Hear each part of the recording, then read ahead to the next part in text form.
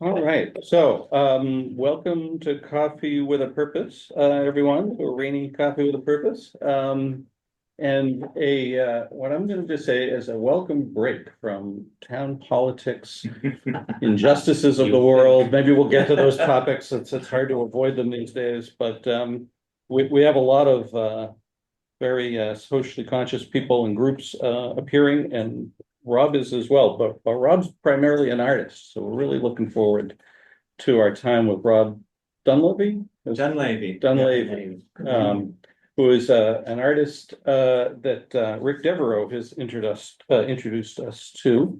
Rob has things that he's brought in person here, and we'll be looking at a slideshow that hopefully I can manage us through. Martin is away, so I'm trying to anchor the show here. And Rob, I don't know if I mentioned this to you when we corresponded, but what we usually do is start with brief introductions of everybody in a group. Yeah. So you get a sense of kind of who folks are. Sure. Let's see, starting with folks in the room, Judy. Hi, I'm Judy Gibson. I am the housing equity advocate at Family Promise Metro West. Oh, yeah. Over behind St. Pat's. I've worked for the schools, the rec department, lived in town for a very long time. And taught for 7 years at Memorial School, so near At to which your school? subject Memorial. Oh, yeah. So near to your Maybe subject. when my kids were there. Maybe not, I don't know. It was just recently, the Oh, last like 7 Probably years I not. was on staff. They weren't held back. But driving by your subject matter was part of my commute. So that's our connection. Oh, that's great, that's great. And Bill? Hi, Bill Ramage. I guess I'd start with saying my dad was an artist. Oh, wow. He did commercial art, but he dabbled in all kinds of things. So it's kind of fun to hear another artist and see what you're doing. I'm also active on the group that supports Earth Day. So we pulled that off yesterday and the day before. The weather, without rain. And you participated, right? Yeah. So Yeah, thank it's a you lot for of that. fun. I'm also on the Community Preservation Committee board. The which board? The Community Preservation Committee. Great. Cindy? I'm Cindy Bates, and I'm a 5-year resident of Natick. I live just across the common on the other side. Uh-huh. I'm a steward of the CWAP Trail. And I pick up at Coolidge Field for Keep Natick Beautiful. And I sing in sound and spirit. Oh, you do? Oh, And since Bill mentioned it, my dad's mom was quite an artist as well. oh, good. I I'm in never knew a it. friendly crowd here. Yeah. Absolutely. I think, Cool. I don't know, artists can be pretty Right. snippy here. Cool. Hey. All right, and we're just doing introductions. Rick, you just want to introduce, well, Rob knows you clearly. So, Rick Devereaux. We'll skip that. All right, and sure, Chris Melford, I'm just a neighbor of Rob's. awesome, great. We Cool. have spilled much red wine together in his backyard or mine, talking about art and architecture and the Cool. art of living, I'd say. All right, Yeah, it's great. Yeah, it's been wonderful. So we'll move to the folks online. Elaine? Yes, Say hi. longtime advocate for the rights of people with disabilities to participate in all aspects of community life. Thanks, Elaine. Kathleen? Morning, Rob. Nice to meet you. I'm on the Library Board of Trustees, also an active volunteer with Keep Natick Beautiful. And I love to say that in recent years, the Morse Institute Library has really upped its game in terms of highlighting artists and using every available inch of wall space to display local talent. So delighted to have you with us today and to see your take on the South Natick Dam. Thanks, Kathleen. I see someone online, Stephanie, Odlison. I'm sure I'm butchering that. That's my Your wife. wife, okay. Yeah. Well, Yeah. welcome, Stephanie. Thank you. Yeah, you're gonna have to take care of Rob after he, withstand the onslaught of this speaking engagement. Carol. Good morning. Carol Berkowitz, 50-year plus town of Natick resident and have been involved with special needs for 30 years in Framingham. Thanks, Carol. Sarah?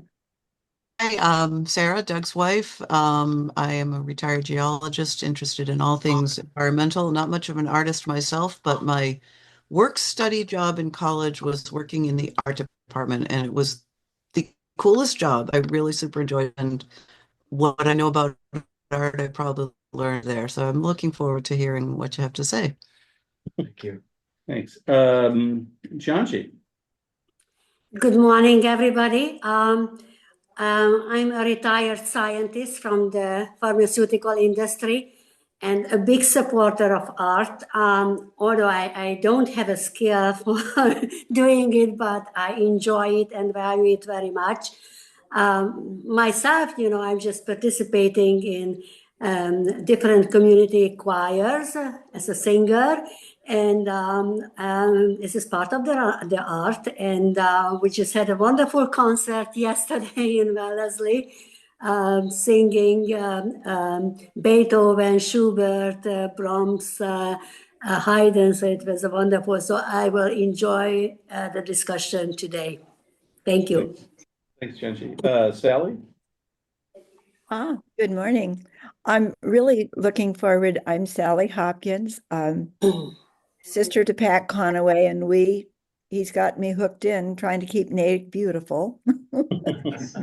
I'm also one of kind of the co-helpers to get started with Coffee with a Purpose way back in 2018.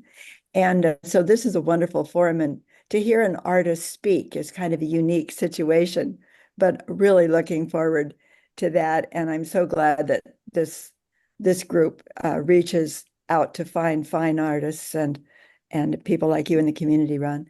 I'm going to give a quick, oh, by the way, I'm part of a group called Black Lives Belong, and it's small. We're just getting started in Natick, and tonight we're having a wonderful talk at the library at 7 p.m. at the downstairs, the basement room, on bystander intervention. And wow, could it be pertinent? Dr. Craig Ross is going to talk, and we're going to have interactive training that kind of equips people with the tools to safely and confidently intervene in instances of public harassment. And we're kind of focused on young people in the high schools and the middle schools, but people everywhere. When I see the young woman at Tufts being taken off the street, we can maybe develop some talents ourselves and some skills. And so a group of us are getting tonight with Dr. Ross. He's a retired epidemiologist at BU, but he's trained over 1,000 people in the intervention. So enough said. We'd love to see any of you at the library tonight from 7 to 8:30. Thank you. Sally, I'm changing my plans for tonight. Cindy Bates is changing her plans. Thanks, Sally. And Sally had asked me if she could make that announcement as part of introductions. I had completely forgotten, so I'm glad you remembered, Sally. Hi, Doug. Right. Yeah, Deborah, why don't you go ahead and introduce yourself? Yeah. My name is Deborah Mitchell. I'm the founder of Natick for Black Lives Matter. And Black Lives Belong is an offshoot of Natick for Black Lives Matter. Most of the people that are in this group were started off with me on my board, right, Sally? Yes. Yep. Good to have you with us. And now I'm not finished. And now we are Black Lives Matter Metro West. So we spread out to Wayland, to all the towns in Metro West. And because of the work we've done in Natick, I'm onboarding with Black Lives Matter Grassroots, which is the original group of Black Lives Matter. And this group is all Black led. So Natick has been instrumental in helping me get onboarded with this. Also, I'm an artist. Deborah, I want to move on. Wait, here's my book, Poppin' Beans. Yes, I understand. Good. All right. All right. And that's it for me, Doug. Don't rush me off, but I'm done now. Thank you. All right, great, Deborah. Tom. Hi, I'm Tom Daly. I'm a 35-year resident of Natick. I'm a retired software engineer, but I am also a museum buff. I look forward to your talk today. Thanks. Pat. Oh, good morning. Pat Conaway, Keep Natick Beautiful, and delighted to join in the discussion today. Thanks, Pat. Brian? Hi, Brian McPherson, environmentalist. I abut Lake Kituchwa State Park and really appreciate your take on nature and thanks for bringing us some beauty and depth.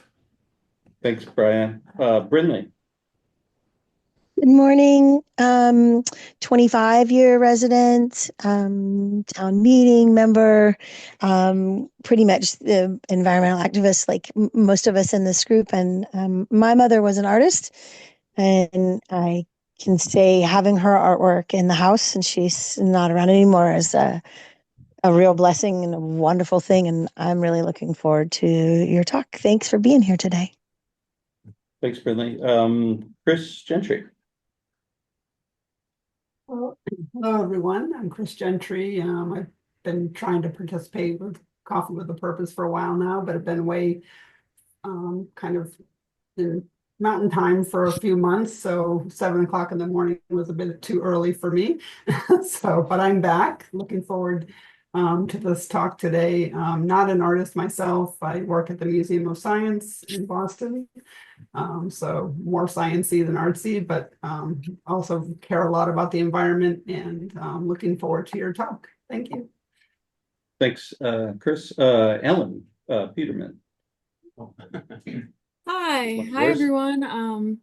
My name is Ellen. I am actually Rob's daughter, so I'm tuning in and I'm here supporting. So excited, Dad. Good to see everyone. Great. Nice to have you. And Heather, is that another groupie, maybe? I don't know. No, oh, no, actually, she's a Native person. Heather? Hi, I'm Heather Rockwood. I'm the Executive Director of the Natick Center Cultural District. So nice to see you all. Oh, great. Good to see you too. Julie, another. Yeah, okay. that's the main one. Cool. Did you get Yeah, go ahead. Oh, sorry. Hi, everyone. Sorry, I'm Julia. I'm Rob's other daughter, calling in from Portland, Maine. Sweet. Awesome. All right. I think I've got everybody online. Catherine Doran? What's that? Did you get Yeah, Catherine? that's right. Catherine Doran. You didn't get. Hi, thank you, whoever showed up for me. That was me. Oh, thank you, Miss you, Catherine. Catherine Doran. I've lived in Natick 30 years. I am so excited for this presentation. I think I have the spirit of an artist, and I really enjoy. 25 years ago, I volunteered in a Romanian orphanage, and I ran the art program there. And I think it was one of my most wonderful years. So, this is exciting to hear from someone who actually creates art every day of his life. So glad to be here. Okay, thanks, Catherine. And Did we catch Pat? Pat Conaway? Yeah. Pat is refreshingly brief each morning, Monday morning. Oh, sorry, that sounded like an insult to everybody else. I didn't mean it that way. I'm all out of sorts. Normally, everybody knows, normally Martin is down here. I'm just comfy at home with Sarah, and now I have to do it all, so I'm just I gonna. think we've set an attendance record. Yeah, honestly. I hope someone's keeping track. Yeah, we do. Yeah. Oh, yeah, that's right. Carrie. Just real quickly, I'm treasurer for Paths Keep Natick Beautiful.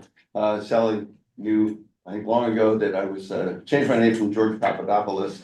I've been a coffee boy, the coffee boy at the early stages of Coffee with a Purpose. And I'm going to give a shout out to your wife, Stephanie, who saved the day as the summer at yesterday's Repair Cafe. I was the organizer for that. Oh, awesome. Wow. Yeah. It was a good turnout. She's had a great experience doing that. And just, it was it last year, recently, she came, set you aside and came on her anniversary, she told me. Yes. So thank you very much. Yeah, it's a special anniversary. Not as important as the New York Cafe, but that's another story.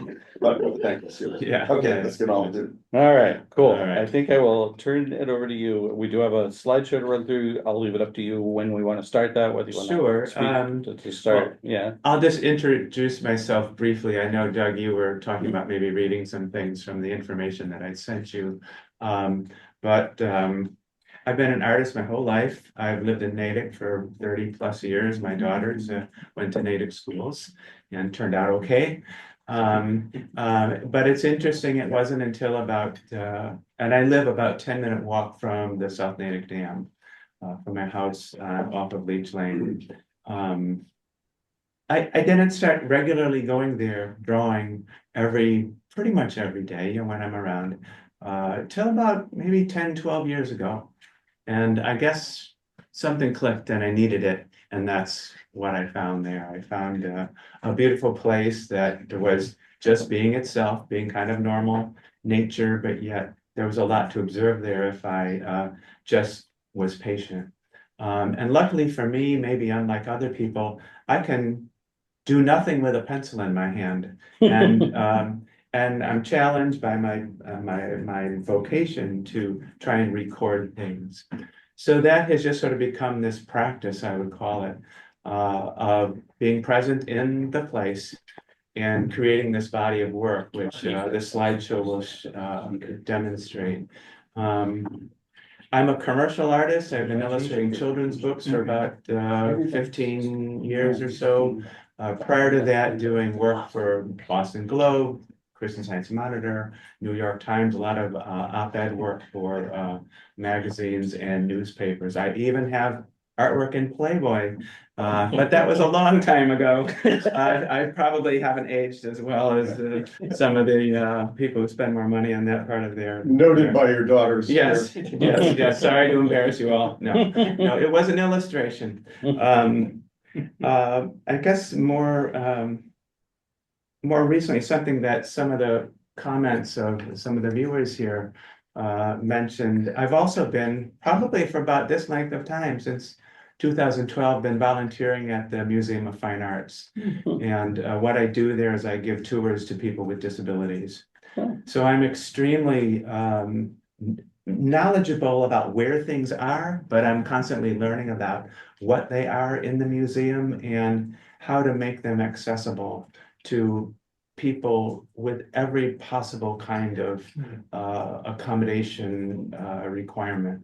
So from people who are blind to kids with autism, to veterans, homeless people, whole thing, the whole gamut. So I could go on for hours about that. It's just, I think made me a better person. And it's right up my alley because I love art and I love talking to people about art. So, and I love hearing what they have to say. So maybe we should stop talking and look at some pictures real quick here. I've got about 30 some slides and I'll try to go through them fairly quickly. Can you tell us how long you typically spend when you go to the river? Sure. I often get there at about 7 or 7:15 in the morning, and I usually leave by 8:30 or 9. So an hour and a half, an hour. Sometimes I just have a few minutes. This morning, I'll hold up this. Oh, you got this show. I'll show it later. But I was drawing in the rain, and the rain chased me home. So I had about 5 minutes of drawing, and I can show you that still somewhat damp picture. All right, so I will just page through this as you tell me to advance. Yeah, go ahead. So you can probably tell this is a view just looking right at the face of the spillway. Oh, and for folks here physically present, just in case any of this looks squished sideways, that's the fault of my laptop, not Rob's sense of perspective. Historians are perfect if my laptop isn't. I figured I would be the only one who would notice. But now Doug has made it obvious. So. Yeah. That's about 15 years ago. I guess so, yeah. I was drawing very slowly in a sketchbook with colored pencils, taking my time. Just doing details of things. Yeah, you can go ahead. examples of drawings from that time showing a budding interest in observing the wildlife there and other things. I should say I have a undergraduate degree in fine art, emphasis on drawing, printmaking, and sculpture. And I have a master's degree in sculpture. Yeah, so. And did you earn your living through art? Through commercial art, yeah, one way or the other over the decades, yeah. Yeah, I mean, I haven't done well in cubicle culture, so I seem to be on contracts or fully freelance, and I've been freelancing for about 20 years. So maybe more, yeah. That's another session. So here's just a group of drawings of the spillway showing different, from different angles and different media. These are both pencil. It's interesting when people tell me, there's an ink, charcoal, some kind of ink, that green stuff. When people see the dam and they say, oh my gosh, it's so high or it's so low, and they say, you know, all these terrible things are happening in the world, I say, well, wait, let me look back at my drawings. And, you know, last year at this time it was this or that. And it doesn't necessarily contradict them, but it gives a kind of a more frame of reference. Usually we have a very narrow window in which we're observing what's going on in the natural world. Working in crayon, that I'm going to miss that wonderful curve of the top of the spillway. It creates that pool with these wonderful reflections. There's a couple mallards and a couple swans just hanging out on top. So where you say you're going to miss the spillway, I have to ask, not so much what your opinion or whether you would have voted to remove it or not, but just what are your thoughts about how it's going to change? And are you thinking of almost kind of artistically documenting, you know, its transformation into a more natural river? I'm for it, if that matters to anybody. I think the arguments were pretty clear. I have to say, as it becomes more concrete, so to speak, less concrete, or less concrete, right, or whatever it is, you know, I'm savoring the white noise just a bit more. I'm savoring the visual facets of the presence of the spillway. But you know, when they were tuck pointing and fixing the bridge a couple of years ago, and they had all the cofferdams up and all that stuff, I drew all that. You know, it was interesting visually and to be sort of part of the process from an observational point of view. So I imagine I'll sustain that. But you know, as an artist, you try to, you know, all bets are off. I might just say, I'm done with this. Oh, interesting. I'm curious about the media that you use. You're telling us what this was pencil, this was charcoal, this was crayon. Is it, do you see like every day you do the same, or do you change your day, or how does that? Oh yeah, you'll see her a lot of things. It's boring drawing the same thing over and over again. I can move and change around, but oftentimes the resistance of being, shall we say, unprepared, I find actually to be a stimulus. So I also think. Eric, can you find whoever's not on mute there? Yeah. In other words, you don't do the bridge in the little pond. Well, I don't need a lily pond. I got this. But he was up against the same thing. But you know, he's doing paintings sort of about paintings, but also he sort of pioneered this whole idea, I would say, of being 360 degrees present in the moment of his encounter. It's a long subject, but yeah, I think about those people a lot. Yeah, keep going I've here. never heard that word resistance. That's really interesting. Limitation, resistance, having to be inventive, having to realize that what you have in terms of making art is sort of a software and hardware issue, right? So the software is all the stuff up here and in here. The hardware is just what's in your hand that's like interacting with the paper. So I really like the fact that I can use a paintbrush or a crayon or my finger, but still the software is driving it. So the end result is something kind of different. I've been doing art a long time, so I've got a lot of thoughts about mark making and what a picture is, and how to, all the tricks. Or not, yeah. These are charcoal or? Oh, yeah, pencil? these are all charcoal, yeah. I have a kind of charcoal that's water soluble too, that is interesting. Yeah, speaking of water soluble, I was or every day, can you paint or draw in inclement weather, which? Yeah, it's interesting. The ink will freeze. I see frost patterns in the ink as it freezes on the paper. Yeah. By the time I bring it home, I have to be careful to spread it out so it doesn't get wet again, and then it fuses with the paper next to it. Or yeah. Wow. Little things. Yeah, it makes it more interesting. You do this and a line does that. It's like, oh, interesting. How can I work with that? I like to improvise. And about you, like umbrella on No. your easel? No. No, I leave my house, everything I carry in my hands or in my pocket. I don't have a kit. I mean, it's just the way I would rather do it. I want to approach it in a kind of not relaxed. So you don't have an I get easel that you set up without the with? fuss. No, it's really like this. Board, some paper stuck to it, and I'm just there holding it. So, For folks yeah. online, once the slideshow is done, Rob's brought some things with us too, and he can hold them up to the owl or something, but. Would your wife like to comment on your laundry, doing your laundry? Well, she would, but I know what she would say. She would say, he does all the laundry. Like having a little boy in the house. Well, that's giving me too much credit.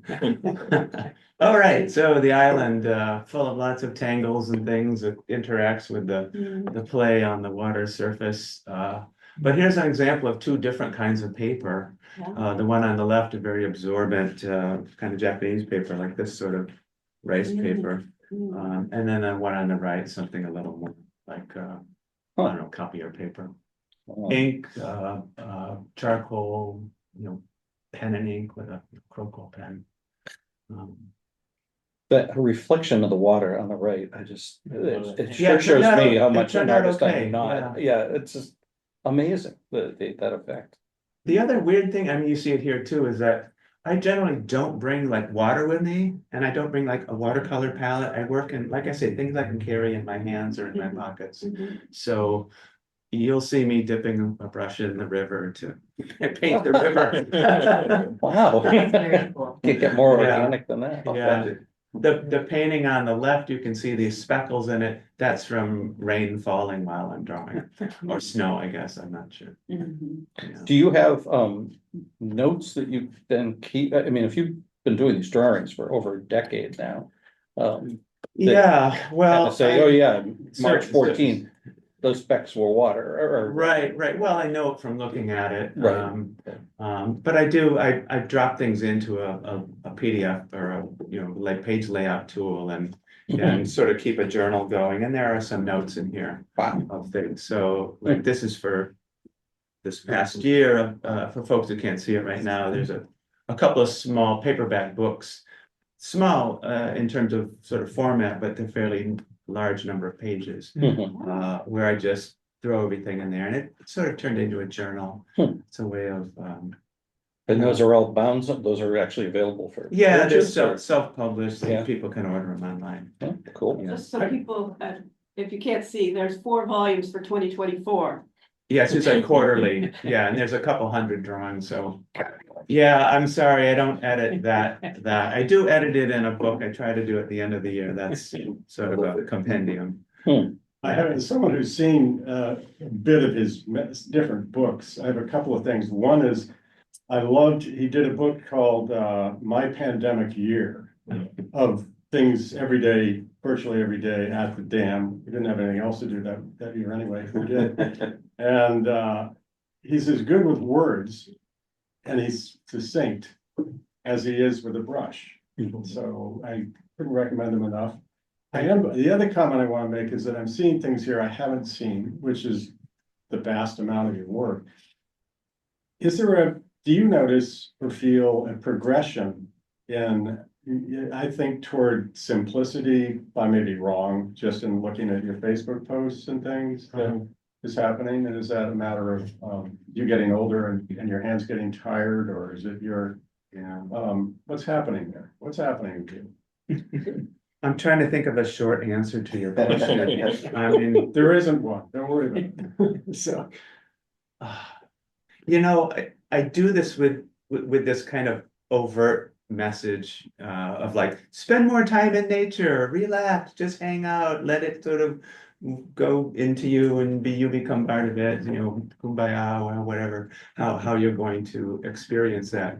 But when I go to the dam, it's like, first of all, there's the challenge of drawing, which is you've got this beautiful white piece of paper and you're going to start drawing on it, confirming all the worst fears of lack of self-confidence and all those things, that it's just going to be a real, there's going to be a bad outcome or a boring outcome or just the same old outcome.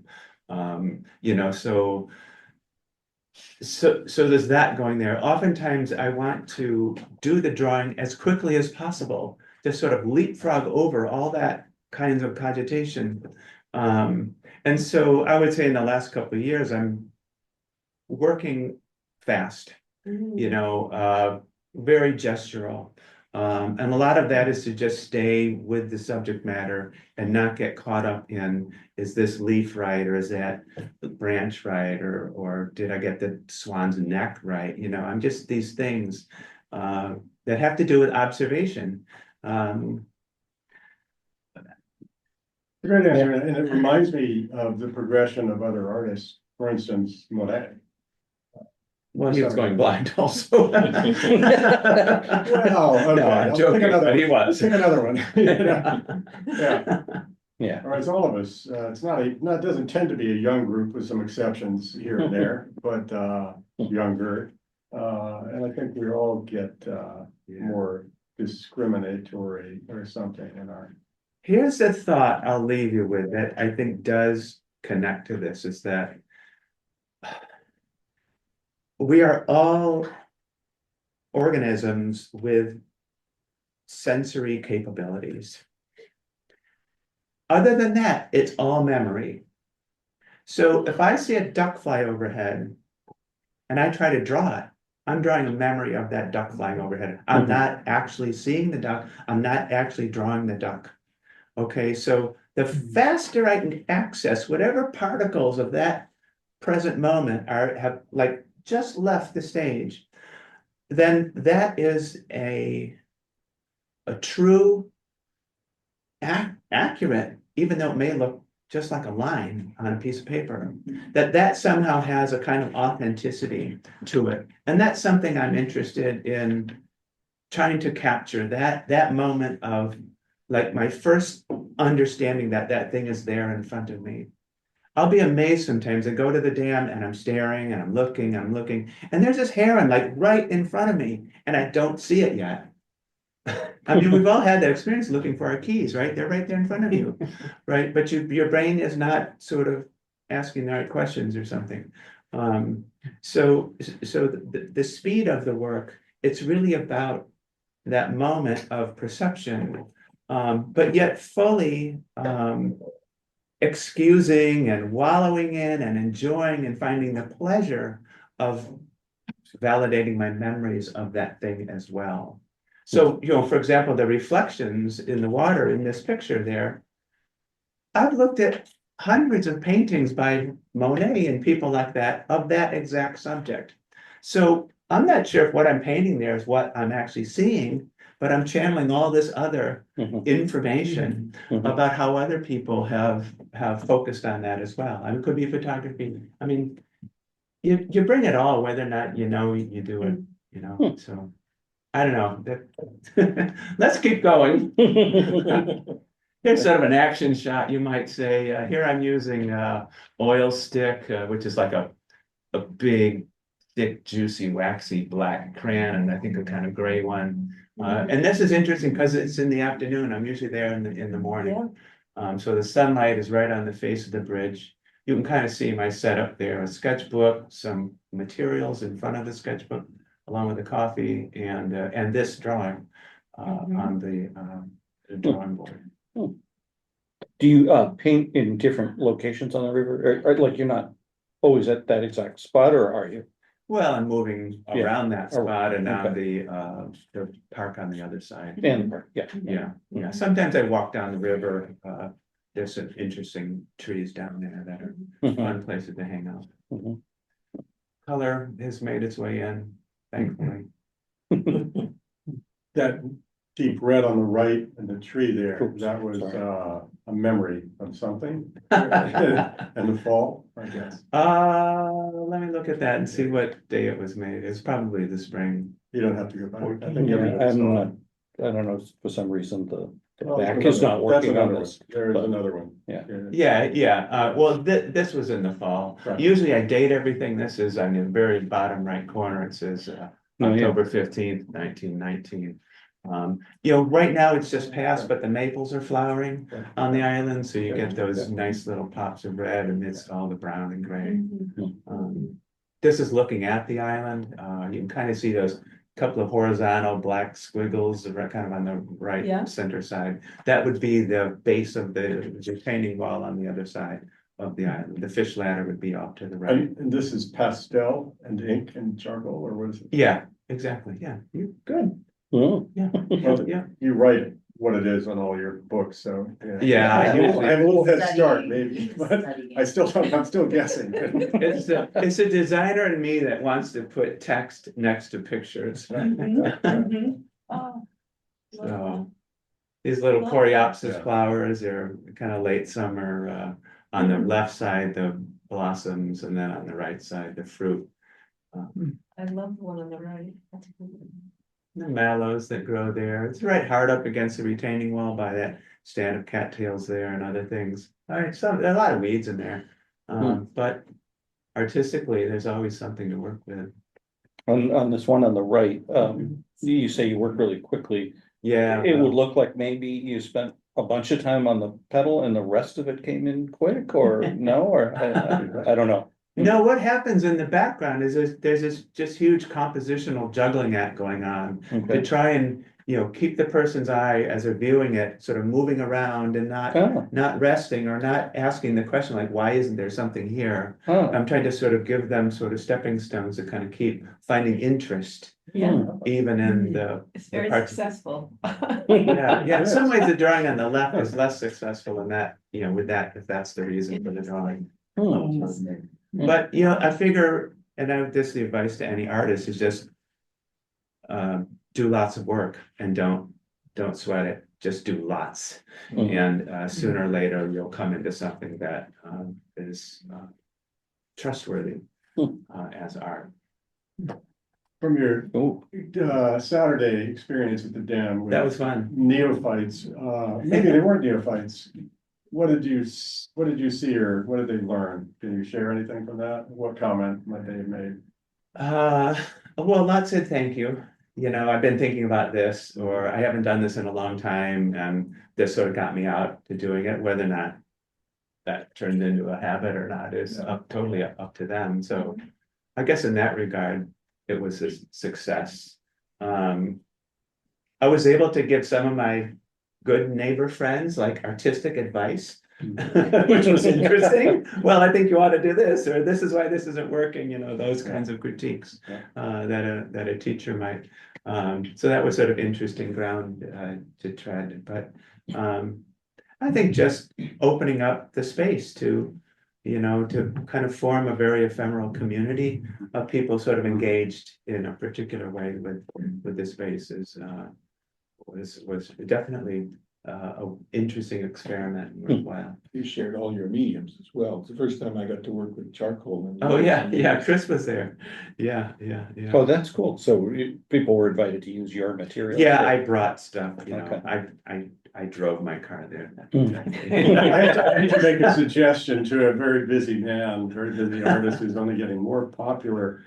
A standing monthly Saturday, something like that, for the community might be very interesting, particularly, leading up to the end of the spillway and after. Because there's so much to see there that I see because of what you do. that I don't see. I never see. I don't, and I don't know the botany, and I don't see the habitat, the critters, and everything that you bring out. All of that people need, I mean, most of us go there and hear the white noise and see the swans and, chasing the ducks and, take a photo and then it's gone. Yeah. And we need to be more present. I think the Native Historical Society are such groups in terms of just documenting, not just from an accurate photographic aspect, but from the minds of the citizens of the town. Just what are the impressions that you have of the space now and at key points along the And helping transition? others to see it. And you couldn't be closer to the Historical Society, obviously. Yeah. If it rains, It's a you should thought. probably get a key and go in. Yeah. I do want to say for the folks in this room, I'm going to apologize again. I'm looking at the correct aspect ratio. So check the recording afterwards, because I mean, it's beautiful on the big screen. It's even more beautiful in the original perspective. I won't turn it around. I'll mess up my cords, and people online are seeing it properly anyway. So good. This is really a feel good, that one. Boy. Oh, that one, yeah. Oh, Yeah. man. The cattails, they're endless interest to me. Certainly, my background in sculpture, I can't remember which other ones are in here, but they do these wonderful things in the wintertime. They fall over, the snow catches on top of them. It turns into this whole city, you might say, this whole landscape, these intricate little structures and hiding places in there. Why don't you keep going? These are pastel and chalk and stuff. Oh, Chris, I think you like this drawing. This is all ink. I'm going to show some of your urban designs, Rob. Oh, yeah, no, I don't. Yeah, I didn't bring that. So before you go, oh, I'm sorry.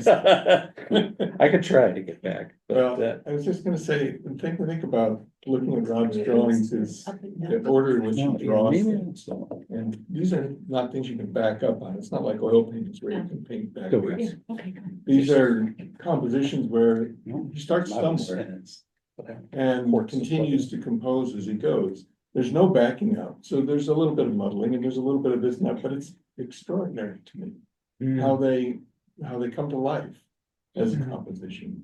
But organic would be a word, maybe. I can only assume that there's 20 or 30 paintings like this that didn't come out well, but you finally get to a process that works for you to get that. Yeah, how much paper do you throw away? Unfortunately, I throw away very little paper, so I leave it all out on, I mean. True environmentalist then. Yeah, well, someone's gonna have to deal with it. Yeah, no, there's no sketching beforehand. It's all pretty from what you've said jazz-like. so far, it just seems like what you produce that's what you've produced. Yeah. It isn't so Yeah. much the way you wanted it to come out or not. No, It's just, no. it's what happened. No. I was a children's librarian at Memorial, Yeah. so, I think that there is some power in the message of using material that cannot be undone. Children as artists, as soon as they learn of the eraser, become paralyzed Yeah. by taking what's in their mind and trying to put it on paper. And it always, in their eyes, falls short. I think there could be a really cool program for them or message in a book, or if that ever moved you about, using a pen. And I started to doodle. I go to a lot of town meetings in my and I started to doodle in the ballpoint pen that they bring. And it's like freeing, like, because it doesn't come out the way I want, but I just keep shaving away at it or shading or, and like at this age, I'm like trying to make friends with the artists that I have. I'm never gonna do anything with it, but I just, using ink is such a scary thing for kids. Yeah, that's why I like ink. There's no Command Z, you just go Yeah. with it. And sometimes I do a drawing and then I didn't bring it, but you just draw over it. Just draw over the darn thing and let them battle it out. And why surround yourself with ugliness? Anyways, your own Yeah, Do you dabble in watercolor at all? I do, but more in my professional work. I've got a couple of children's books here that have a lot of watercolor in them. So, but here, no, I'm working too fast. I don't want to get fussy. Yeah, I'm just thinking ability to sort of paint over things that. well, yeah. Fish, little baby bullheads or over on the left there, and then of course a trout or something trying to go up the dam. What's your text on the lower right? I can't read it. I but think it's probably just a list of what kinds oh, of you fish? know, that's a really interesting thing. So we talk about life at the dam. There's this, I'll call it a family that I've met over the years, and I made note of it because and it says here, Chris, Michelle, and their daughter, I think. Is a Could be Sadie. could be in the top couple lines there. Hmm. They have a little memorial for one of their family members who died. And they hang out there, they drink beer, they throw some roses in the water. And I was there one time drawing the heron and got to talking with them. I talk to people at the dam, so sorry if you want just peace and quiet, just walk away. But which I like the peace and quiet too, but I don't know. I'm outgoing in that way. Anyway, so I mean, I've got it in my calendar that that's the day that they come, whatever that is. It was May 31st or something. So that's what that note is there. It's about that particular people. I think most of the note at least. And did you say that was a trout trying to go up the? Some big fish, trout. Wow. I think what probably, they stock it. Wasn't salmon. Yeah, no. Yeah, and talk about memory. Like here, I don't have to work from memory. I'm like looking right at that darn dead fish that the fisherman left. But certainly when you see just for an instant, like seeing a comet, that's the memory. So there's more here. Let's see. They're coming out now. Let's see. I'm trying to Wow, that one on the right really nice looks like he's got an ducklings. opinion about things. Yeah. Ducklings dabbling in the duckweed, just kind of, I don't know, something. Once again, part of it is wanting to record something. But also that interplay between text and image. You can kind of fix a bad drawing with some interesting little inscrutable notes, and it looks like you're Da Vinci or something. Oh, boy. An example of working different media, that hardware software thing. The hardware, once again, is the paper and the media, and the software is all the knowledge and the attention that I bring to a particular thing.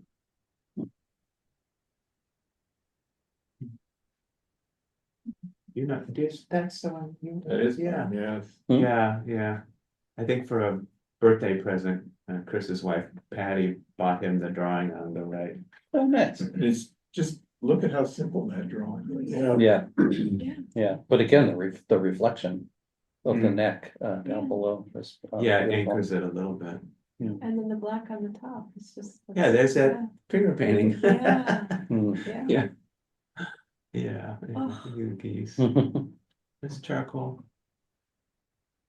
Pastel ink. Swan. Wow.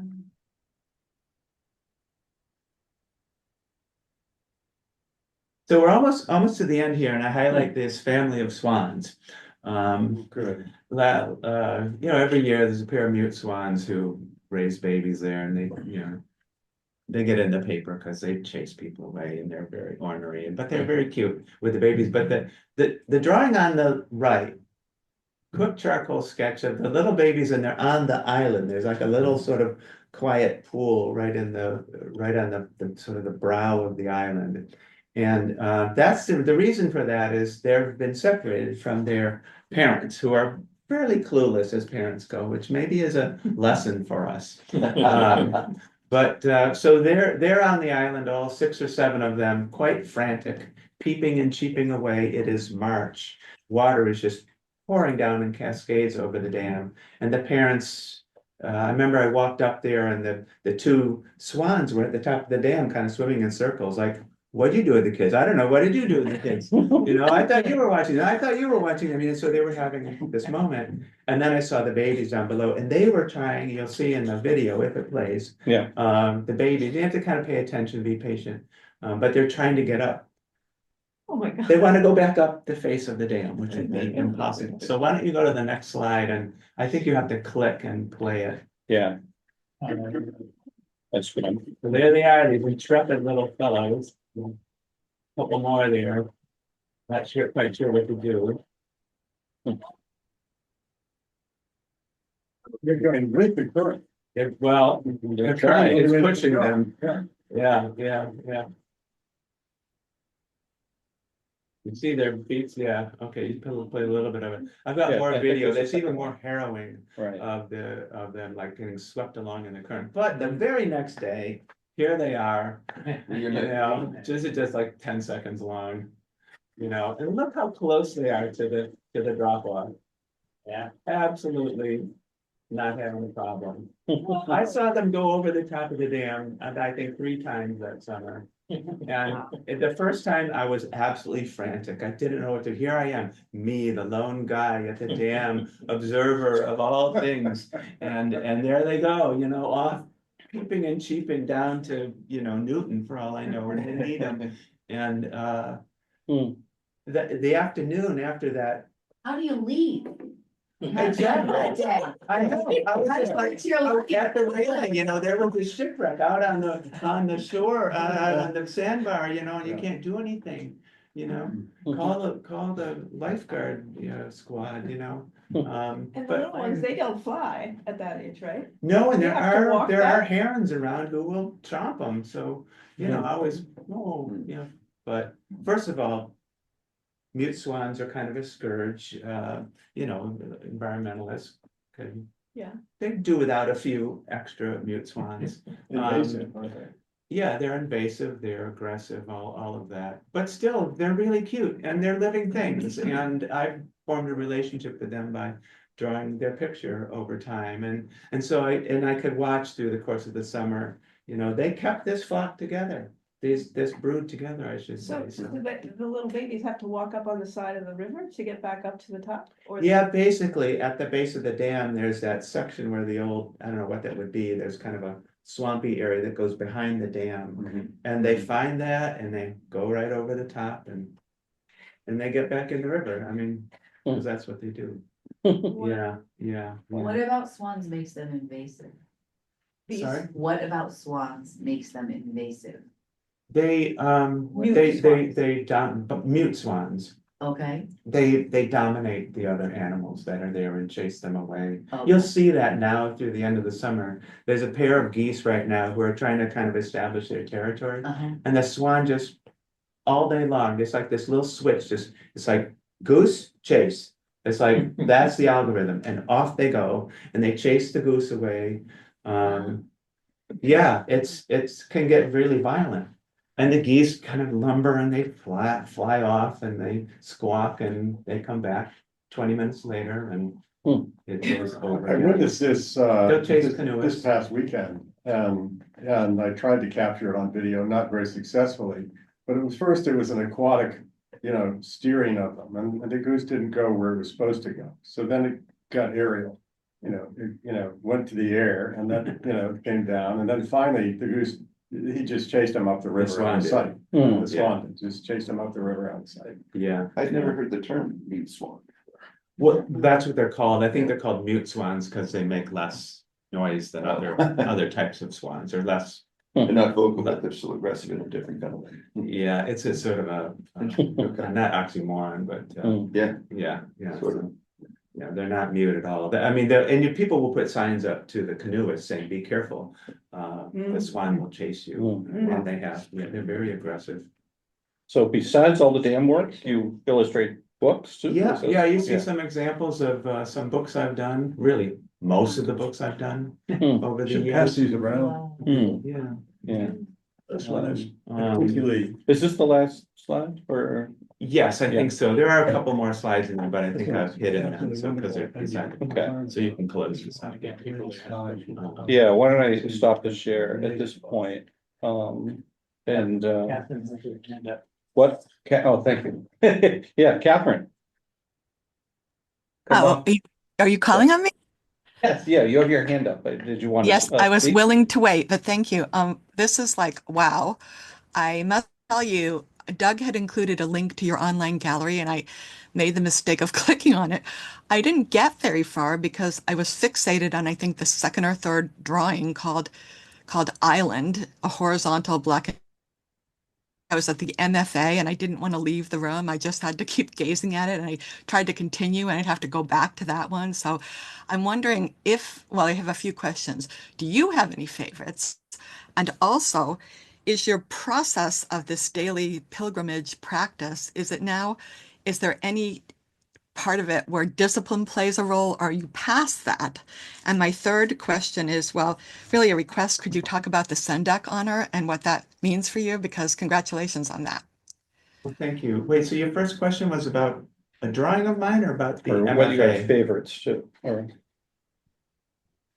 Sorry, Catherine, can you just rephrase the first part of your Well, question? I was so captivated by one, and you are prolific. Do you have any favorites? And maybe you probably love them all.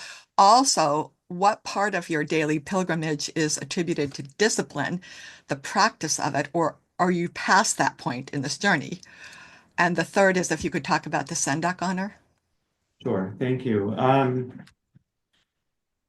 Yeah, I do have favorites, but I can't really name them really.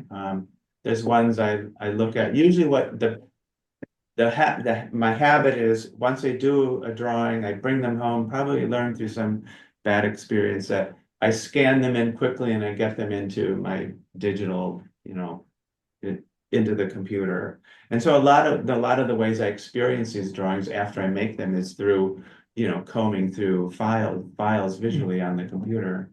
And certain Oh, I ones, guess I meant like the actual getting out of your house and walking to the dam. Is that so ingrained in you, in your spirit, or is there an element of discipline to that act to get you there? there's a lot of habit. I usually get up around 4:30 or 5 and I'm working in the studio until about 7. And by then it's like I'm ready to go out, because I know if I don't do it then, if I do it later, the rest of my day will be kind of disjointed. So part of that is habit, and part of that is like this weird sort of need and urge to do it. Call it discipline. I don't know. I miss it when I don't do it. And I really like to do it every day. It's close enough. It's easy enough. I don't have to work too hard to get down to the dam. I don't go down in my pajamas yet. Someday maybe I will. But Then people will be drawing you. yeah. Yeah. But sorry, I'm sort of digressing, but I'm not disciplined in a lot of ways, but this is one way where I am. And so in that sense, I take pride in kind of keeping it going. And I should say absence makes the heart grow fonder. So if I go on a trip or I miss a day because I have to get up and do something like this early in the morning, no offense, then the next time I go, I know there like a ton of stuff has changed. The trees have come out more, the baby swans have gotten bigger, maybe there's fewer of them, I don't know. But I'm entertained by the idea that I seem to stand still and nature just moves at this breakneck pace. And that's a nice thing to observe and kind of participate in by something. and the Sendak fellow. Oh, right. About that. Right. So I was really stunned this last fall to get an email from the Maurice Sendak Foundation in Connecticut that I was chosen to be a Maurice Sendak Foundation Fellow this spring, along with 3 other children's book illustrators from around the world. So I don't know how they do it, but it's an honor. I plan to work on my own story ideas. I've got a bunch of manuscripts in various stages of abandonment, but interest. So I hope to kind of be able to focus on those. I won't be doing the laundry. I won't be feeding the cat. I won't be mowing the lawn. So I don't have any excuses not to sort of focus on things that I say I want to do, but I don't. So this is the opportunity to kind of put that to the test.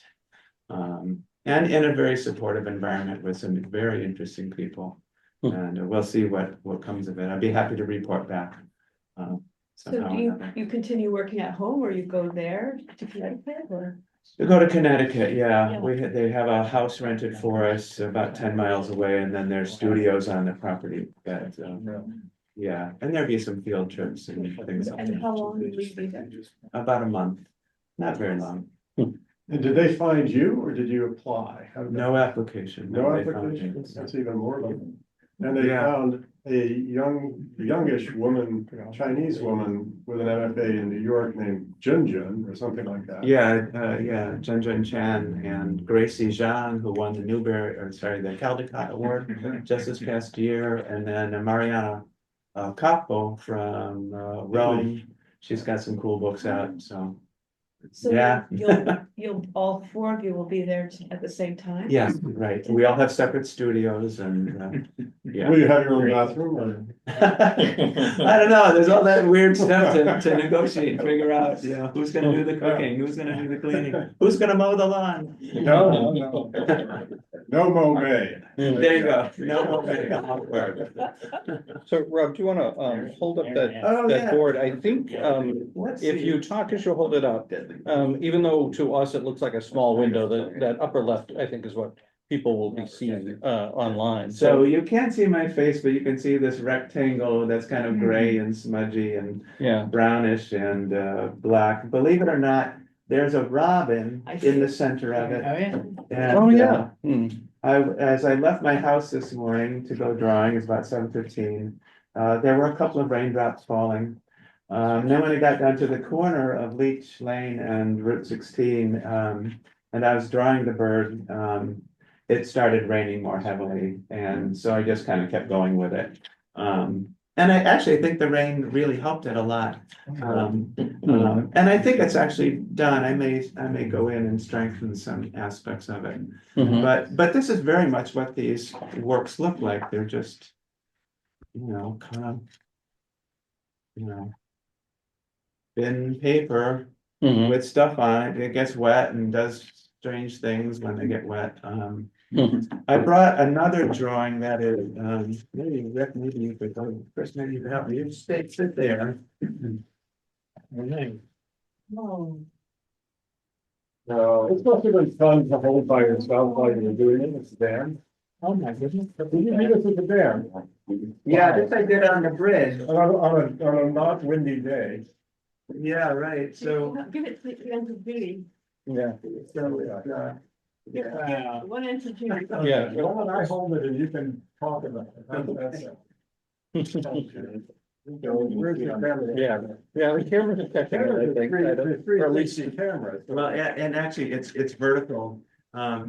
roll it up just a little bit higher. Yeah. Wow. So in the tradition of the great Asian masters, I just started drawing the geese that I see from the bridge down into the water here. There's And so you would kind of unroll it as you draw? Yeah. So there'd be a couple of feet visible. Yeah. And just trying to fill up the space in a pleasing way. Once again, you're kind of viewing it sideways because it's Sure. vertical. It's Right. just, they're just a bunch of drawings on one long sheet of paper. Wow. But it was there in my studio and I thought that would be fun to show how, you kind of go with things here, so. Because that was done in August, the In the middle. pandemic year, it looks like. Wow. Oh, yeah. Hmm. Yeah, so I didn't attract too much attention when I was doing it. Yeah, anyway, this is like shelf lining paper or something. Yeah. Oh, here. Okay, the annual viewing is over with. Hope you enjoyed it. What do you say about this painting you did this morning? I've been staring at it since I got here. And I didn't see the bird, but as soon as you held it up, I'm looking almost at the edge of it. Like, no, you had it facing the other way. You had it facing almost like, so I was. looking- Oh, you're seeing it And- on edge. Yeah, I can Yeah. validate that, because In- I didn't see the word either until it was sideways to me, and I was looking at it from the side. Well, isn't that our experience? What We're is? staring Yeah, and like staring that. and staring, and all of a sudden you see the Oh, bird. there's a bird right Yeah. there. Okay, Yeah. this is an example of one of the things that I enjoy about going to Rob's Facebook page every day. Thanks. I'm never likely to get to the dam and do any sketching or see anything of great interest. And often I have to look carefully at these things, and it provokes a reaction in which a response or something, which is an easy way to piggyback off of Rob's work and his practice and his discipline.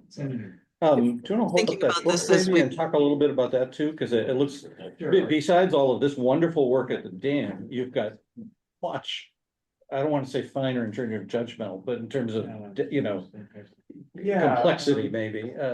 So I'm holding up, I don't see it on the screen there. Oh, here we go, a little Yeah. bit. Maybe you can see this book. Mhm. I think this was published in 2018 or 19 by Candlelit Press. Mhm. And it's, the text are a series of poems by David Eliot, who's in New Hampshire, a Mhm. prolific writer. Anyway, so Okay. I'll just point out one drawing in here. Let's see if I can find it.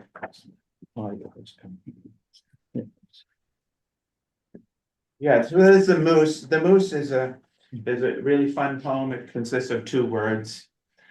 The moose. And once again, these were written by David Eliot. That's 2 L's and 2 T's in Eliot. Mhm. The moose, ungainly, mainly. They're more loquacious poems. Very clever. Let's Yeah. see, but where's the one I want to show you? Because it relates to South Natick a little bit. Oh, It is what? Beavers. Yeah, there are beavers. Yes, I've seen beavers at the dam, of course, and muskrats. We may see more. Oh, here we go. So oh, this is about the fisher cat. yeah. And everyone has a tale about a fisher cat. But I did multiple sketches and some finished artwork for this particular spread, and it just wasn't working. And then I recalled seeing a fisher cat one afternoon in the wintertime, stalking ducks. And I was standing on the bridge looking downstream, and if you can remember, there's a willow tree probably about 100 yards down the river, that's right in the middle of the river.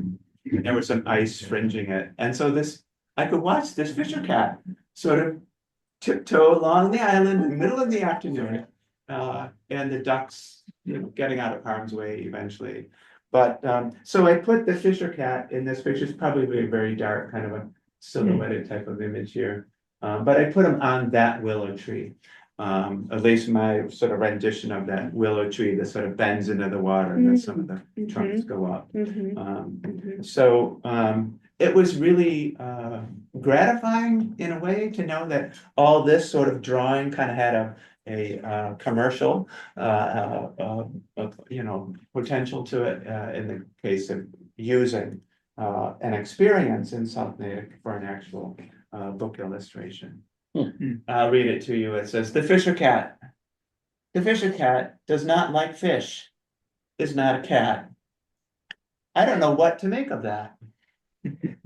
But when you are as fierce as she, there's no need for consistency." They are fierce, that's for sure. I can think of someone else that applies to. Yeah, they saw it, but he might, maybe we'll Rob This hold is that one worth up as well. mentioning for the environmentalists, Sure. Rob, that's a wonderful. Rick, yeah. So this book won the Subaru, the 2024 Subaru American Association for the Advancement of Science Picture Book Award. And like I said, 2024. It was written by Melissa Stewart, who's also a Boston, a Massachusetts resident. She lives in Acton, your kids all know her books because she really explains science in a really engaging way and does it in lots of ways. And this is one of her books called Whale Fall. And when I got the manuscript for it, I thought, what's that about? Is that about like a kid who's awkward or something? I had no idea what a whale fall was. And as soon as I opened it up and read her text, opened up the document, I was hooked. It was so well written and so respectful of these animals, but it's really not about whales. It's about the community of animals, mostly who surround that whale once it dies and falls to the ocean floor. And so it'd be like imagine your most favorite restaurant that makes your most favorite food, and you've only had it once in your whole life, and all of a sudden it lands in your backyard and it's going to be there for 50 years. Your most favorite, so your life is made if you're an animal like ready for this, children? You ready for this? The whale's dead by the title page. Right there, they're hooked. I'm gonna tell you that. Hagfish, hagfish. Oh, boy. You know, I challenge you to call somebody you're currently not liking a hagfish, right? You know, here the sharks and the hagfish are like dining on the blubber of this whale. Pretty soon, the rough scale rat tails and the snub-nosed eel pouts. I mean, these are real things. And this is what they do. All these octopi come in, and the little amphipods come in, the little tiny, like about the size of fleas, little crustaceans. You know, here's the, I'm losing the name of it. The blob sculpin, the world's saddest fish. You put them on land and they just look like the jello is melting. And they have a big nose and they're just so sad. Like a monkfish, yeah. 70,000 whales die a year. Yeah. I think I read that. Yeah. But pretty soon it keeps going. So here are these zombie worms, sometimes known as snot worms. You know, there's just Once these again, the kids The are. kids are great, hooked, yeah. great, fun language. Can we get When I one of saw the that, I thought, This book needs a little more. there is publicity. definitely an audience for that. But it shows how the organisms, you know, it's all this recycling of energy. You know, our body is just energy in the form of a human being, and the whale dies, and that energy has to be recycled. Okay, so just not putting too fine a point on it. The sea cucumbers, the squat lobsters, and these are real names. You know, these delta protobacteria, like within. I mean, it's all so wonderfully intricate. It's like a reverse food chain. Yeah, well, it's like there is no reverse. The food chain is. Maybe for largest to small. Yeah. For you to produce these drawings, particularly like the cyanobacteria thing on the previous page. I mean, what did you use to be able to There's a produce whole that drawing? page of references in the back. Oh, there are, okay. A lot Oh, of okay. Google searches, and working with Melissa, she was in contact with people at the Monterey Bay Aquarium in California. They have hours of footage from submersible robots of whale falls showing, really, I'm just sort of copying stills from videos for half of this stuff. And making it a little kind of Monet-ish in there. You know, the scale worms, the bacterial mats, all this wonderful stuff, you know? Yeah, and it just, you know, as the book gets bluer and bluer and the whale gets less and less, and then the cycle, you know, the circle of life, whatever. Wow. The cycle begins again. And then there's the back matter, which tells about the animals in the book and things like that. So wow. See that last page? Well, yeah, all the sources, yeah. So there's a lot of stuff for kids to work with here, and they have. I mean, I've done a lot of school visits online with this book. And it was translated into Japanese, which is good because Japan has a particular relationship with whales and whaling. Wow. So, Whale Fall, I think it's still in print, so Yeah. you could find it. If not, I'm sure it's available Sarah, had you been about to ask a question or make a comment? Oh, I was just going to say throughout all of this talk, what has struck me, Rob, is as much as your skill with the, as you call them, the hardware, I'm really interested in the software piece, that your skill in seeing.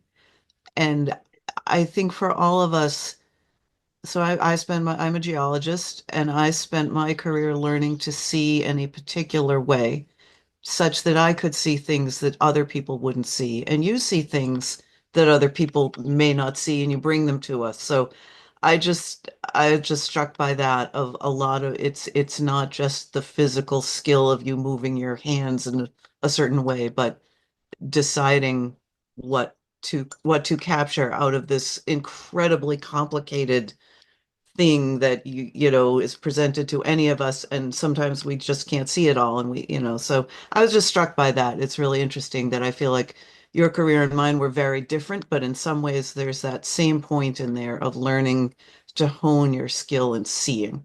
So that's all I wanted to say.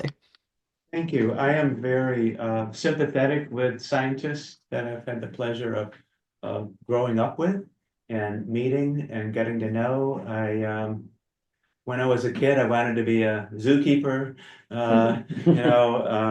In high school, I took geology classes, and then as an undergraduate, I took a few.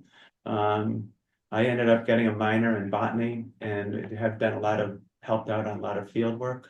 I also, for a number of years, did anthropological field work for an archaeology project in Arizona. So That's we cool. were mapping stuff out and analyzing potsherds and surveying vast swaths of the Navajo reservation, looking for new sites to possibly excavate. Wow. That, of course, that particular thing, just to sort of point to the realities of scientific life, perhaps, or the life of a scientist, those were all mandated by government regulations concerning development. In this case, the coal deposits in northern Arizona were, in order for the coal company to mine, they would need to do an archaeological, or in many cases, a different type of assessment before that work could start. So, you know, I saw really up close, you know, just the way in which scientists think, the way they work, you know, what they find funny, what they find to be just terribly important. And I think generally misunderstood about what scientists do. And if anything, if what I do has anything scientific in it, I would say curiosity is certainly a feature that I think the best scientists have. Yes. Certainly not scientists who, you know, clearly work out in the field have them, but I'm sure other types of scientists who, you know, curiosity and then knowing the kinds of questions to ask and, you know, how to go further. So one of the books you brought looks like a very well-loved book from the cover. What's that one? Or I grabbed this at the last minute. This is my old copy of Walden. Okay. By Henry David Thoreau. And hopefully you all have this experience of reading a book because you thought you should, and having it just not quite do much. For whatever reason, it wasn't clicking with you. So at some point I changed, or maybe the circumstances changed, but the book changed me, and I found it to be really helpful. And I think maybe kind of wrapping this thing up, I'm not sure where we are on time. It looks 10:20. So yeah, we're getting close. okay, but, good, yeah. good. So let's see, maybe I've got that 10 minutes now. Yeah.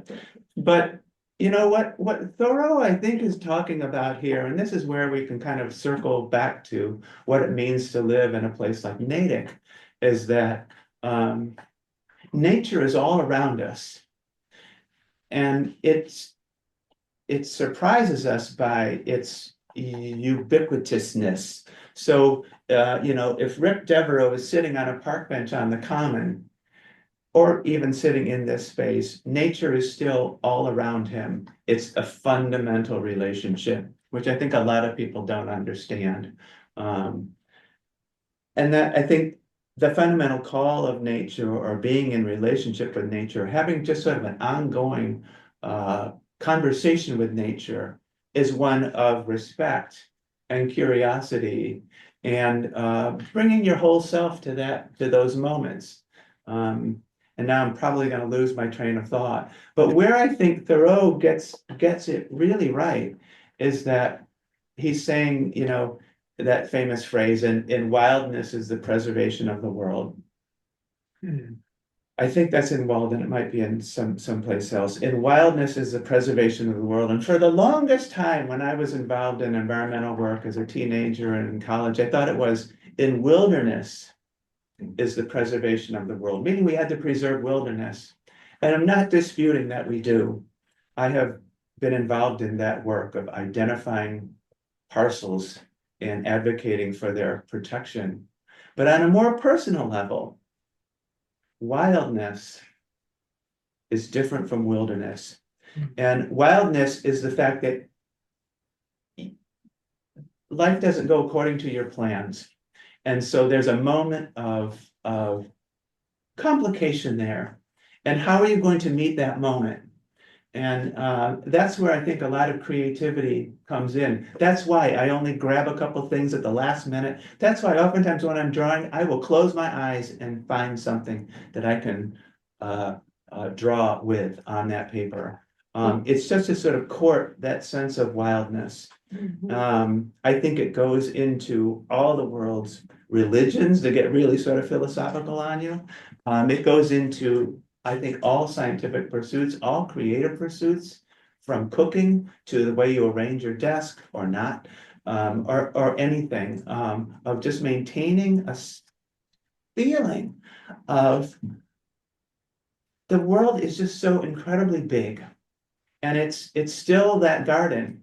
And the fact is that no matter what we do in destroying this planet, nature will win. Nature That's does just play. the fundamental fact of life. Nature wins. Even if we go to Mars, I'm getting on my soapbox now, you know, nature will still win. And so the sad thing is that, you know, I won't be around to enjoy it. But maybe like the whale, you know, I will have done my job, which is to be recycled, to not put a fine point on it. So I think what, you know, Walden, what Thoreau is really talking about is you can practice having right relationships with nature anywhere you are. If you have to put on spandex and get on a plane and go to the North Pole, that's great. That's a wonderful experience. But you can also sit in your backyard and watch the sparrows. And you will be amazed at how what's the word, ignorant you are and how much there is to learn. And I think that's the proper relationship with creation, is that we're always learning. And I would say that this drawing activity of mine is part of that impulse. I had an anecdote to that story. Yeah, Going back yeah, there. go ahead. I just read that a certain person who has Facebook, he took not one super yacht, but 2 yachts across the Atlantic Ocean. The second boat had a helicopter on it, so he could go fly up to the top of Norway fjords or something like that and ski down a couple of times. It was like 5,300 miles that he traveled with 2 super yachts across the Atlantic and back, and a helicopter to fly up the top thing to ski down the slope. Yeah. As crazy as it is, I'll tell you though, there's a part of me that says that is like the greatest story, the greatest poetry, the greatest, you know, all of the things that come into play in world literature, you know, all the hubris involved in that, you know, there's something about that that is absolutely endearing. I wouldn't recommend it at all, but as an object lesson as to what human beings are capable of dreaming or putting in motion, it's really up there, you know. You know, Maybe solar powered. yeah, no, I think we Zuckerberg. Yeah. Brinley, you've got your hand up. Please, Did you yeah, want to sorry, comment or? Getting loquacious here. Hi, Brinley. Hi. I just wanted to say that last part of your commenting really sits deep with me. I find it to be the zen of the zen of my life, certainly, to go sit in nature and have all of those same realizations. I think that's really cool. And I was, through a lot of this, I was really curious. I'm guessing you're familiar with Flag, that the library, the little free little art gallery, and I'm wondering if you ever like, print some of your little stuff on little 4x4 pieces and put them in there. No, I haven't. Yeah, I tend to stay away from those things. I don't know. I think I'm just yarded differently. But I love that it's there, and I love that people do that. And that's maybe a good reason. I think being a professional artist, I have a weird relationship with self-promotion, and which sounds strange maybe, but I guess I would kind of see that in that light, which is, I don't know. I don't have my thoughts well formed on this subject. But I can say, from somebody who sees it and enjoys it, this is not to try to convince you. This is merely to say that the joy, I don't think that anybody is there looking for a professional artist. I think it's really just the joy of actually sharing and doing and exciting other people to do so. Well, I'm not trying to convince you. I just really think that's the spirit of it. So I don't think anybody's there going, "Oh my gosh, I have to have that one because it's so and so." But anyway, thank you for really bringing that up, because I love being with people. I love bringing art to people. And so that's another way to do that. So. Yeah. So did you want to ask about something else, and then I maybe we do. can I try want to to. close? I want to know what that book is underneath. Oh, this one. Oh, yes, we already talked about that one. All right. So this is a self-published book called Imaginary Places. And tell you what, I'll read from the blurb on the back. Okay. Is that okay? Oh, lovely. So, Imaginary Places, Landscapes by me, Rob Dunlavey. This book is about making pictures. Whenever I start drawing or painting, I try to stop before the picture loses focus and I get disconnected. That place where I stop inevitably resembles a landscape painting. Different drawing strategies, that's the software, yield different results. When I let the materials just run on their own for a bit, they seem most naturally to render places that delineate space and light, atmosphere and topography, and a feeling that something is supposed to happen there, even if something turns out to be nothing. Perhaps it is this nothing that is calling to me, despite the abundance of the world's details or the wonders of pictorial composition or the imperatives of a story to be crafted. The idea that nothing is almost everything is everything. What more could you want? So, right, like, what's happening? I think that question is a fun thing, but this is a landscape too. Just playing with color on a piece of paper creates a space, creates a thing. So, very experimental paintings. That's that hour or two in my studio before I go to the dam. Oh, wow. Just curious and doodles. Really. Where this is self-published, if we wanted to get this or any of your other books, would we go to your website or? Yeah, shameless self-plug, go to Rob. We asked you to. Yes, robd.com, robd.com, and somewhere in there you'll see a link that says shop or something or other. And does the bookshop down here have them? No. And these ask them to these are not like commercial in that sense, because they're one-offs. But I love books and I love seeing my work in print. Available? Like these are probably any bookstore or online or not. They might have to order them. It's been a couple years since some of them. Wellesley's bookstore has Whale Down, or had, I think they probably. Yeah, I don't know if they have a big choice. Okay. Well, Rob, we have so enjoyed your time with us this morning. Thank you. Man. Don't lie to me. Tell me the truth. Yeah, no, I mean, in some ways, I mean, for me personally, it's a glimpse into a life that I don't have personal experience with, but it's just fascinating. So really appreciate everything that you've shared. And like Brindley perhaps was saying, especially your closing words and your meditation on Thoreau. Again, thanks so much. Perhaps Thanks you'll so see much, some and of us thanks all of those- down at the dam with you at some point. Yeah, you're welcome anytime. Yeah. If you don't see me for a few days, it's because we've talked too much. And I'm trying to avoid you, but I'll be back. Yeah. I'll put in a plug and just say, everybody here, share this episode and this link. Right. With somebody who you think needs it.